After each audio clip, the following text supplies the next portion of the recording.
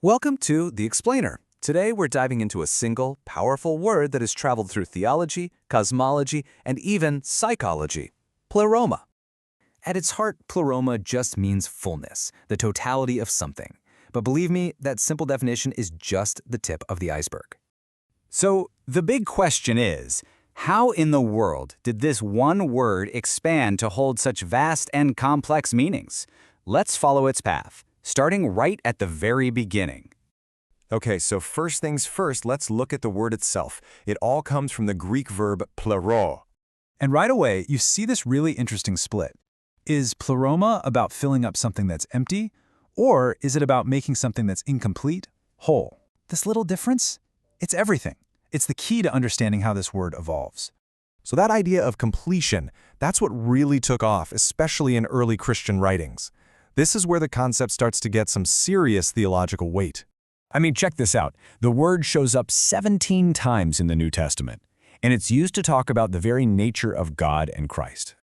So if you look at the epistles, especially in places like Colossians and Ephesians, pleroma describes the total perfection of God, all of his attributes rolled into one. And that fullness, that entire divine being, is said to dwell completely within Christ. And then, and this is the cool part, that same fullness gets shared with the church, which they saw as Christ's body here on earth.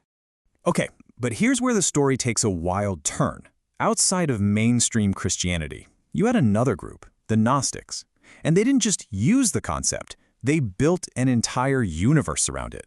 For the Gnostics, see, the universe was split right down the middle.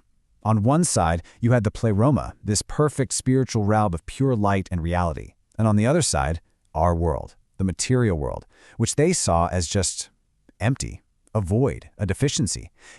This whole idea was their way of trying to answer that age-old question: if a perfect God created everything, why is our world so full of flaws? So what was this pleroma to them? Well, they imagined it as this incredibly complex, layered reality, and it was filled with these divine beings they called aeons. You can almost think of them as personified divine ideas, things like mind, truth, and life.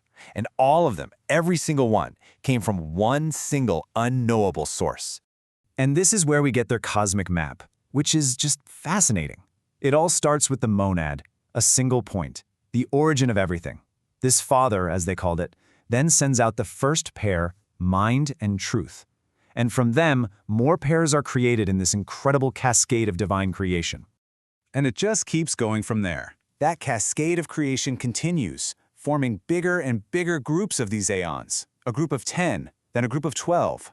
Now, the details can get super complex, but the big picture is this. You end up with this perfect spiritual reality that's populated by a full company of 30 of these divine beings. And get this, there's a hard line, a boundary they called Horus, that separates this perfect spiritual plane from our flawed physical world down here.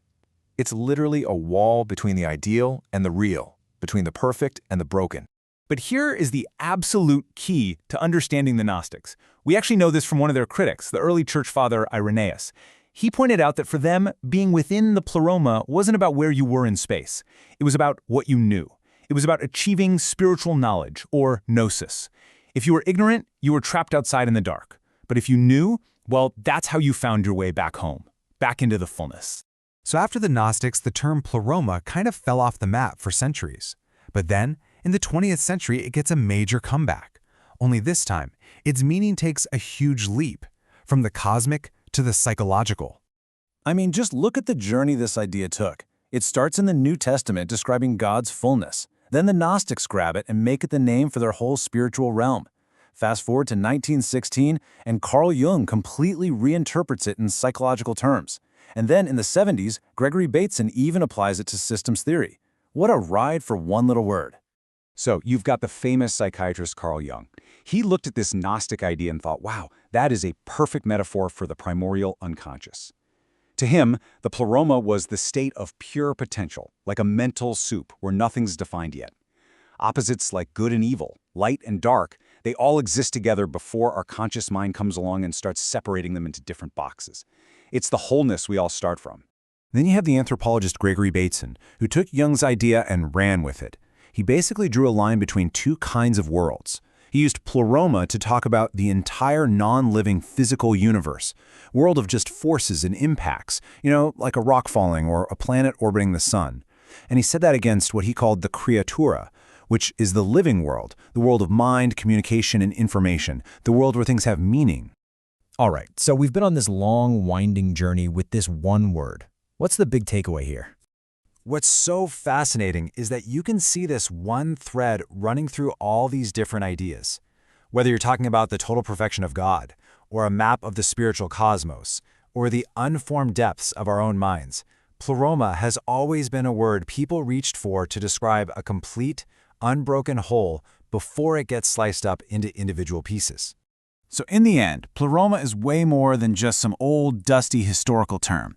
It's a really powerful way to think about totality, the whole system, whether that system is God, the universe, or our own mind.